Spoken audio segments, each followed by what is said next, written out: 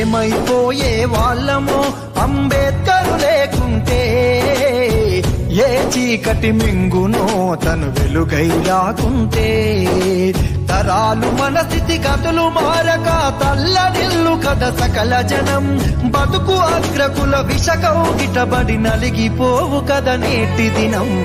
ఏమైపోయే వాళ్ళమో అంబేద్కర్ లేకుంటే, ఏ చీకటి మింగునో తను వెలుగై రాకుంటే.